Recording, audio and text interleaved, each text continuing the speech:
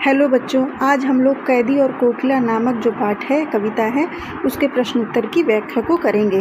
तो पहला प्रश्न है, कोयल की कूक सुनकर कवि की क्या प्रतिक्रिया थी। तो यहाँ पर कोयल जब रात में कूक रही है, जोर जोर से शोर मचा रही है, तो उसकी आवाज़ को सुनकर कवि ने क्या प्रतिक्रिया की, मतलब उन्होंने क्या बोला, क्या सोचा उन्होंने, उसके बारे में उत्तर में हम लोग जानेंगे।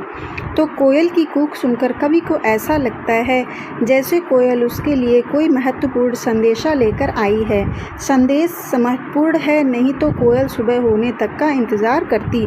तो यहाँ पर कवि सोच रहे हैं कि बहुत ही महत्वपूर्ण संदेशा लेकर कोयल आई है, इसीलिए तो इतनी रात में, सुनसान रात में आई है और पागलों की तरह चिल्ला रही है। नहीं तो वो सुबह होने का, अगर महत्वपूर्ण संदेशा नहीं होता तो वो सुबह होने तक का इंतज़ार करती। तो चलिए दूसरा प्रश्न देखते हैं। कवि ने तो चलिए हम अपने उत्तर की तरफ बढ़ते हैं। कवि ने कोयल की बोलने की निम्न संभावनाएं बताई हैं। पहला, कोकिला कोई संदेशा पहुंचाना चाहती है। तो पहला जो कवि है वह सोच रहे हैं कि कोकिला कोई संदेशा है जो है वो पहुंचाना चाहती है मुझ तक, कवि तक। दूसरा, उसने दावानल की लपट देख ली है। दूसरे पॉइंट में कवि सोच रहे हैं कि या तो कोयल ने दावानल यानी कि जंगल में लगने वाली आग को देख लिया है, इसलिए वह डर के मारे इतना चीख रही है। तीसरा, समस्या अत्यंत गंभीर है, इसलिए वह सुबह होने की प्रतीक्षा नहीं कर पा रही है।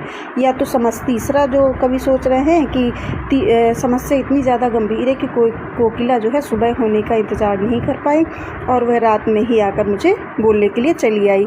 चौथा है, क्रांतिकारियों के मन में देश प्रेम की भावना को और मजबूत करने आई है। जो क्रांतिकारी हैं, जो आज़ादी की लड़ाई में भाग ले रहे हैं, उनके मन में देश प्रेम की भावना को और मजबूत करने आई है, इसलिए इतनी रात में वह चली आई, उसे सब्र नहीं हुआ सुबह का। तो चलिए हम यहाँ पर अगले प्रश्न की तरफ बढ़ते हैं। किस शासन की तुलना तम के प्रभाव से की गई है और क्यों। तो यहाँ पर कवि कह रहे हैं, क्योंकि कवि जेल में बंद है, तो वह किस शासन की तुलना को है जो अंधकार के रूप में अंधकार से तुलना कर रहे हैं। तो यहाँ पर उत्तर देखते हैं।